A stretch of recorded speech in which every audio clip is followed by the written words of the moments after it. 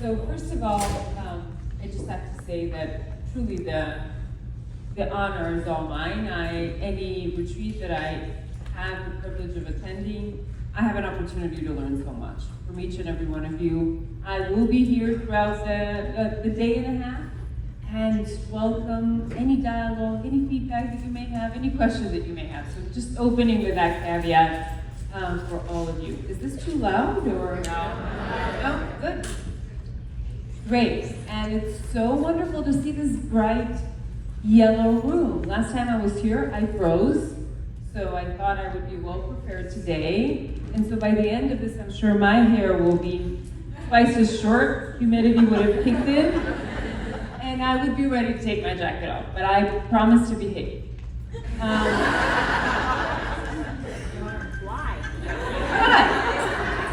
Too early. But when your executives asked me to come and share, and Donna told me, well, give a State of the Union address. Oh, that sounds so boring. So I switched it up a bit, hoping that I will be able to give you some good insights, some good data, but not put you to sleep. And hopefully share some of my learnings, because it will be soon, if I can get this clicker moving, 25 years since I joined this amazing industry. And as you can see, was not 25 years ago. This is 10 years later after I joined, but it was completely by chance. And listening to this Disney movie, it just made me think and go back to that point, me stepping into this whole new world with all the skepticism of my family and friends. How many of you have the skepticism of your family and friends? My mother, horrified, saying, why did you get a degree if you're going to join a pyramid scheme? But something in me said, must be worth a try. Why not? Let me see what I can do. But I did, I think, somewhat lucky, I don't think that wise or smart at the time, said I'm going to challenge myself. I'm going to really see if there's something to this. And so my challenge, and I do share the story, so I apologize for those of you who may have heard me speak about what my formula was starting as an independent representative.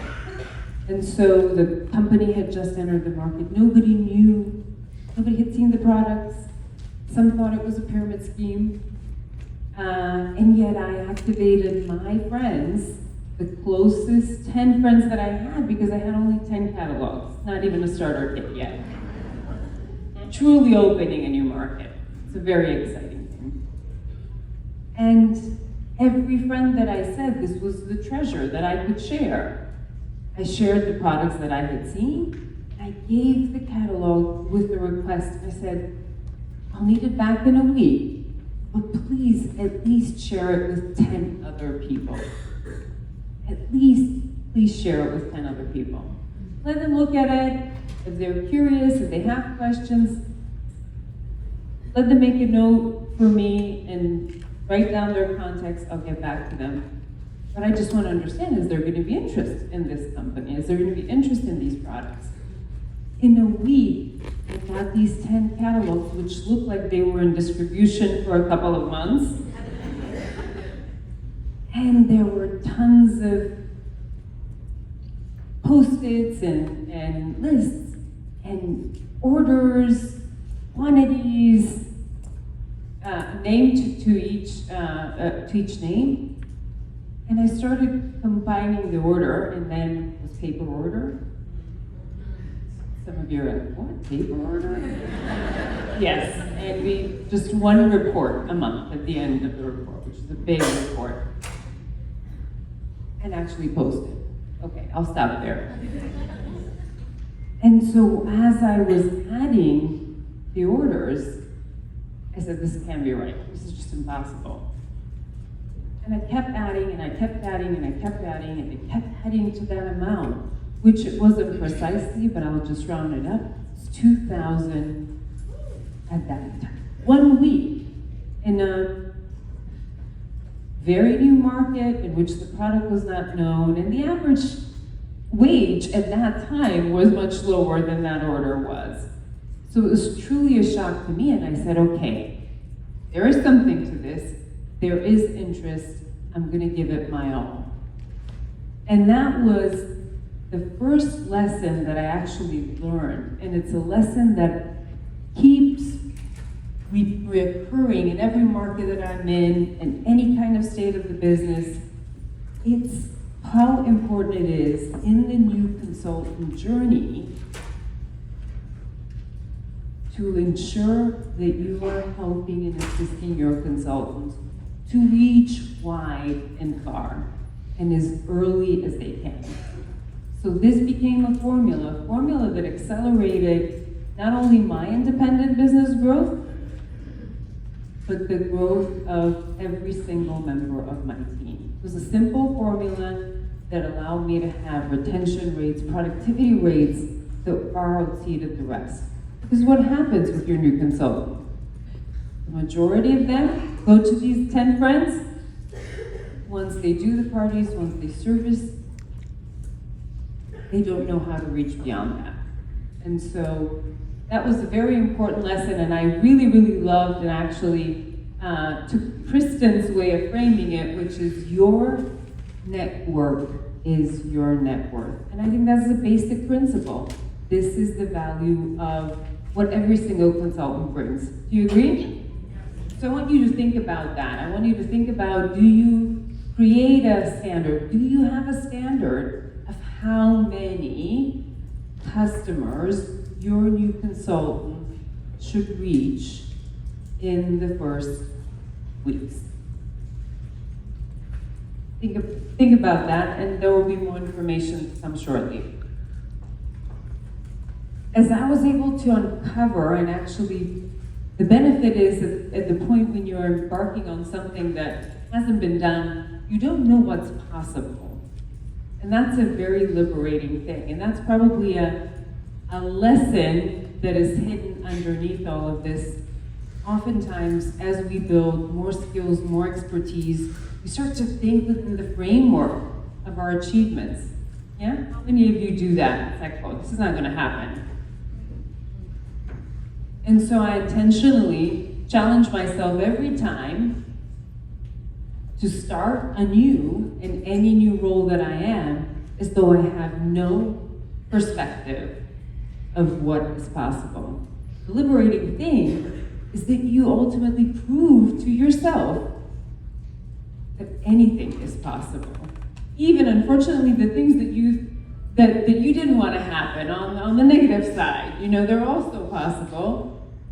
A global pandemic is possible. I don't think anyone would have thought 5 years or 10 years ago that we would be in this situation. So as I continue to grow and open new markets and support established markets, the next leadership lesson that became very clear is the most successful teams, and it didn't matter in what kind of market they were, it didn't matter in what stage of business growth or development they were, they always had one thing in common. Can anybody guess?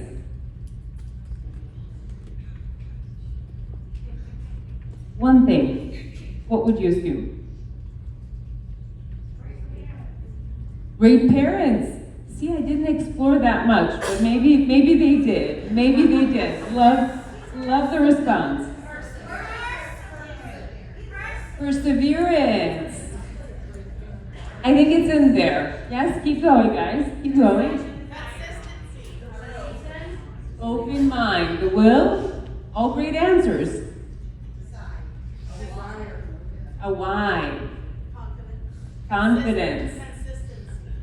Consistency. Ooh, I love that word.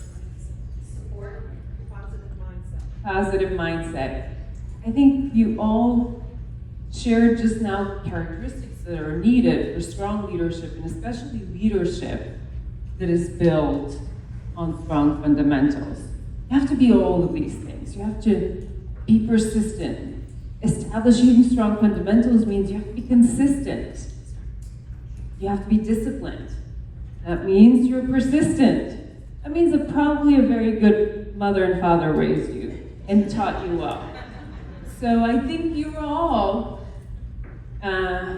very, very close to that answer, and that continues to impress me every time. And we'll look at the numbers. Because when we talk about fundamentals, what do we mean by fundamentals? And for me, it's basically what's the model, what's the standard? Every successful business prides themselves with the value that they bring, a service level that they attain. So you know what your experience is walking, for example, into an Apple store. Those companies pride themselves with clear standards and service levels. For us, in our business, it's how do we demonstrate our products? How do we educate our consultants so that they can share and provide the tips, provide the inspiration? And also, it is the model. It is what kind of party experience do we provide? Is it consistent? Is there a certain proposition that we're offering? And then, part of our model is how we're sharing the opportunity and how are we delivering on the opportunity. So do we have a standard and a system that's duplicatable to deliver on the expectation of our promise? And actually, interestingly enough, that hasn't changed in the last decade, probably more. Meaning consultants join the majority for modest income levels, currently at around $300, 3 to 4 on average. And that is something that our model and our onboarding should deliver. And interestingly enough, they're also committed to doing, on average, 4 parties. And so my question to you again is, are you leading with that? Are you as leaders establishing that strong foundation? Is there a standard in which your team operates, delivers the onboarding, delivers party experiences? Are you role modeling duplicatable behavior that delivers results? And when you do, you are leading with strong fundamentals. And I can tell you that I have yet to see a sustainable, profitable business that doesn't have them. So you can get to short-term great results, and then you're gonna lose a little bit of wind. And then you're gonna put a lot of effort and gain momentum and lose momentum after it. It's the consistency and clarity of those standards that really give that compelling advantage. Which is why the third and most clear and lesson that I learned very early on was that you need to lead by example. So yeah, go in that table platform.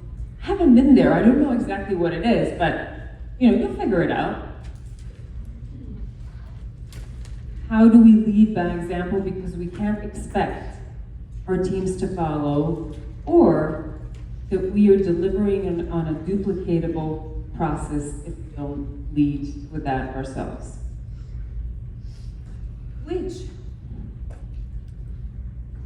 brings me to the start of Pampered Chef. And I have to say, I have been in love with Pampered Chef for a long time.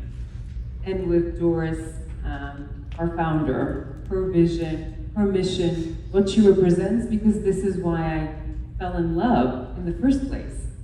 Joining this company and seeing women and men, I see there, and a few great men, but seeing women realizing and not compromising and saying, I can be the mother that I want to be, the wife that I want to be, and I can realize the goals that I envision for myself. That empowerment, that courage, that persistency is what inspires me every day. Looking at each and every one of you, supporting each and every one of you, and that's why I couldn't be proud to be anywhere else. And I had an opportunity to speak to Doris as part of my interview process, which I thought was the highlight of the whole experience. And that was pretty close to a memorable day and event following, because the next day I accepted the offer and this happened. The whole world shut down. And so I said, great, I'm starting a new job, and we're in lockdown. And I know that we're excited to be opening a new market, and we're in lockdown. Okay. But of course that didn't stop me. The excitement was there and the commitment was there. So we were the only passengers in that flight. It took quite a while for these masks to arrive. They were in high demand. And we had to stay in a hotel for a few weeks until we were able to step into the virtually found house during the pandemic. So it was exciting time, exciting for the boys, not to be locked at home, but going to these adventures. But obviously, nobody knew what to expect, right? And so this is the exciting thing, though, is we all lived through it. Without furniture for quite a while, I have to say. It took a while. That chair was our only dining chair for a few months until the rest decided to join. So it was a really exciting time, an extremely exciting time, to say the least, as a business. And I did enjoy asking our executives, what is the one word, without showing an image, what is the one word that you would associate that 2022 period? And guess what? Surprise, surprise. All of them said roller coaster. But I would love to hear another word from you. So share with me, shout out, what would be a word that you would associate this interest? Maybe it's toilet paper. You know, you all know why that popped up in your head. But what is a word? Pivot. Oh, our favorite word, right? Pivot. Yes? What else? Epic. I like that. Yes. I'm sorry, I didn't hear? Unexpected. Great. Yes. Surprises. Challenging. Opportunities. Explosive. Facebook jail. Facebook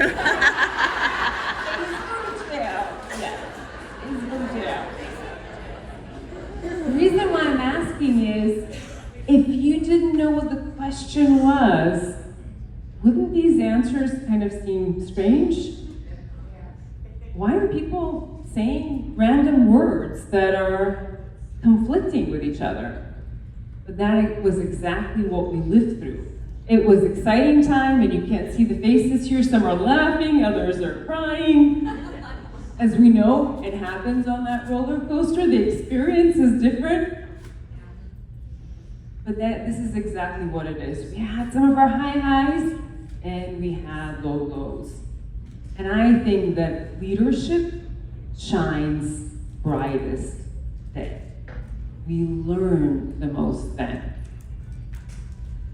And so I'm excited. I'm excited because I also know that with every business, in any environment that we face, it's just changing, shifting winds.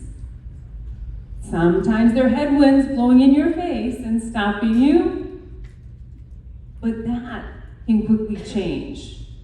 The difference is that one thing never changes. The people who keep marching forward in a steady pace when the wind is blowing in their face and when the wind is blowing in their back, they're always ahead of the game. So you could weigh it out, and you can say, this one is too strong, I'm gonna sit this down. Absolutely. But there's gonna be someone marching at a steady pace. And oftentimes, what we end up doing is we see that person and we say, I better run. And that burns us out. Has anybody been in that position? Yeah, I recruited 100 one month, only to lose 99 the next, and I'm like, this doesn't work. This formula doesn't work for me. I think I need to rethink my strategy. We all can get ahead of ourselves, ahead of our aspirations, or let ourselves down, put ourselves down. Not trust our ability to persevere. And this is why we've been doing a lot of reflecting also internally as we look at performance, as we look at these wins, and as we look at these challenges, and as we have to face different macroeconomic environment. And we come back, oddly enough, to the 3 first lessons I learned. And that, again, was a lesson for me. Because as we face these uncertainties, what we saw in some of the highs, if you see the peak here, that green line that goes up, it says, it's actually 2020, May 2020. Do you remember May 2020? What happened then? It was that picture that I showed. All of our customers who were locked up at home needed to cook, needed inspiration, and that was the moment in which it gave the advantage point to also invite a lot of new. So on the right side, you see the curve, the line graph of new. I'm gonna go on this side because otherwise we're gonna have an issue with the mic. The top line here, green one, is new customers per active consultant. Unfortunately, the yellow at the bottom is our 22 average. So not only did we lose the advantage that we gained during the pandemic in customer acquisition, but we started to erode our overall customer count. And now the question should be why? I'm still getting orders, I'm still selling. I don't know what she's talking about. And this is the reality. With great customer care, with great loyalty to our products, we have a lot of loyal customers, a lot of loyal and repeat hosts. And so what you see is, as our customer acquisition declined, we sustained some level of activity in sales just because we have more repeat customers and repeat hosts. And it makes sense, doesn't it? Because where do we engage them? How many of you have VIP groups? How many are you consistently reaching out and scaled systems and now do more consistent reach out, which before maybe you didn't have in place these systems to be sending emails, automated emails, reminding those customers. So yes, that is great. But what does that do overall to the business? If you don't grow new customers, will you grow? We're dependent, every business is dependent, not just, of course, on the ability to delight, excite and build a loyal customer base, but by the ability to consistently grow new customers. So also my business wouldn't have grown as an independent leader. I wouldn't have gotten anywhere close to the levels that I was able to attain if I didn't keep that formula going. I stuck to it no matter how many customers I had, no matter how many consultants I had, no matter how many team leaders and above I had. Because I knew that I was creating the pool for future leaders in my organization. And so the formula is every new customer is the funnel and is ensuring your ability to have bookings and your ability to convert new recruits. And the challenges that we've had in booking are not booking challenges, are not platform challenges. They're customer acquisition challenges.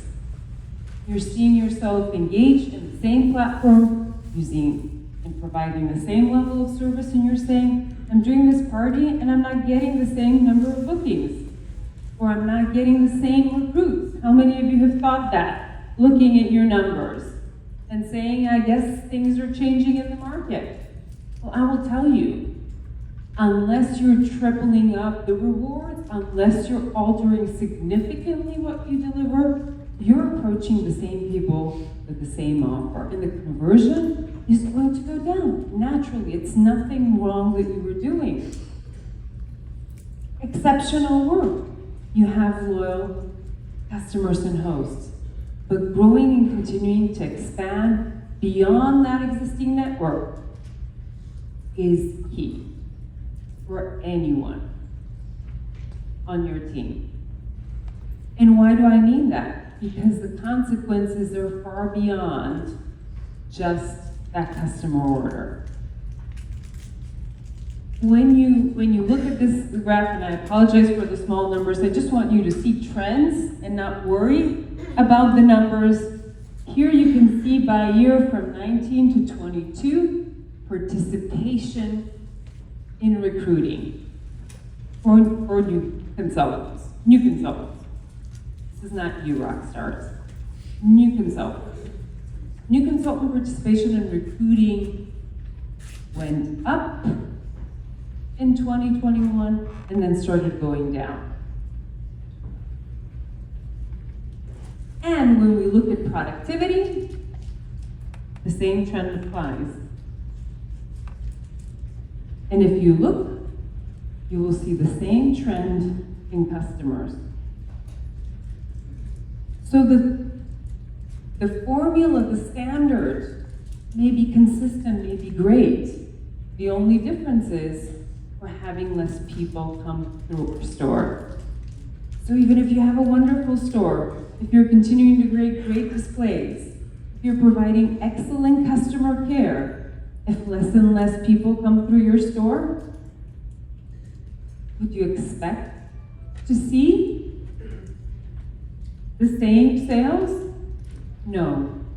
And for a new consultant having that challenge, they would be less likely to share the opportunity because they're thinking, well, I'm not successful, so I'm not as excited to share. Does that make sense? Is this helpful? Yeah, very. As long as it provokes you, this is the main objective. How can this apply? What is one thing, to Sharon's point, that could be relevant for you, your system, for your strategy, for your approach, that can accelerate your growth? Because you've got this and we've got you. As a company, we're going to do a lot of things this year, specifically to support you and every single consultant in our ability to reach out and serve a broader customer base.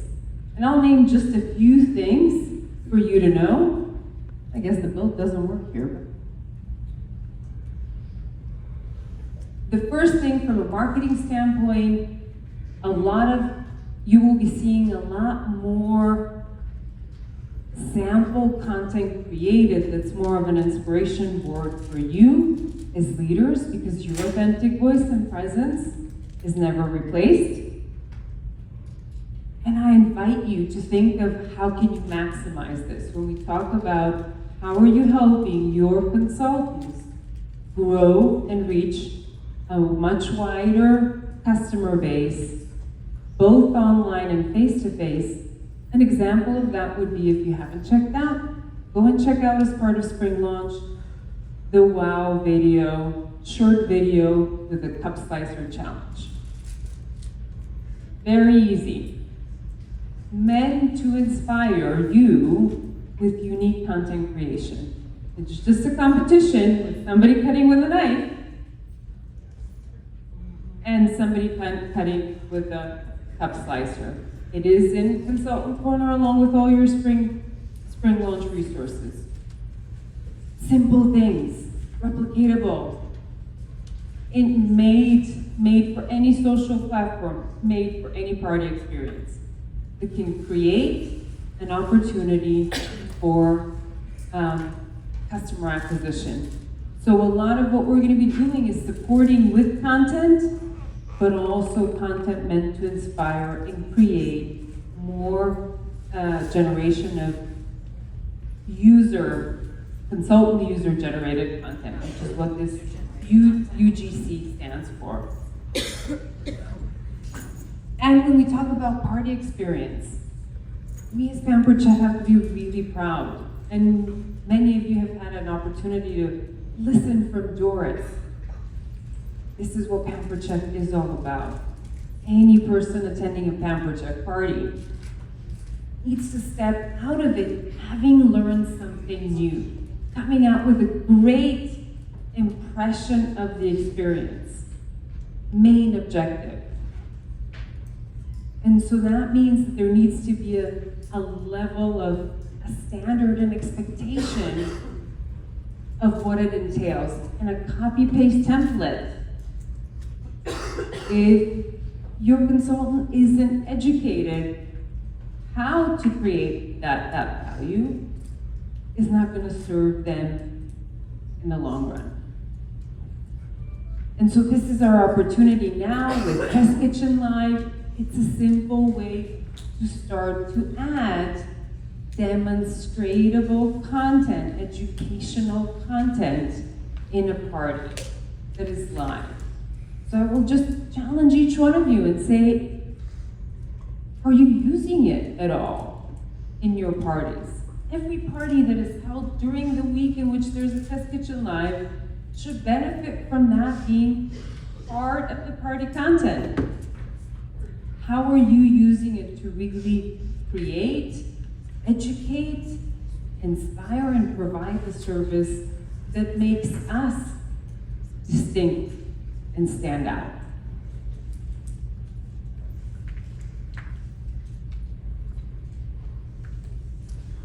In addition to that, we will be creating, and there is already a booking quiz. I don't know how many of you are aware of the booking quiz. Now, what do you think about the fact that anybody who's adding their preferences you're not getting? Is that okay? Is that helpful? I agree. Which is why I'm very excited that now the updated version will give you that information. And in fact, this quiz will be embedded in the checkout experience. So, even if you're not sharing it, we will be sharing it as best as we can on your behalf to offer you that information. And that information basically gives you everything you need to get that booking or potential recruitment. Because as you're seeing the products, you can be thinking about how to deliver on what that customer is looking forward to attain. So these are things, again, tools in your toolkit. And I agree with Sharon. It's not about doing it all. It's about being intentional, though. What is the standard?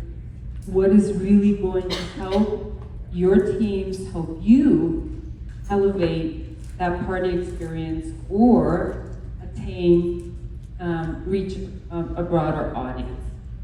Are we doing this time? Okay, I'm wrapping up. So, am I good?